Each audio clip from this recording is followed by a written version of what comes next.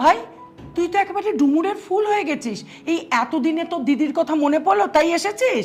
আমি শুধু একা আসিনি দিদি, সাথে করে আরেকজনকে নিয়ে এসেছি। কাকে কাকে? এই যে রেমন সোলার ফ্যান। ওমা, ফ্যান আনলি কেন? আমার তো ফ্যান আছে।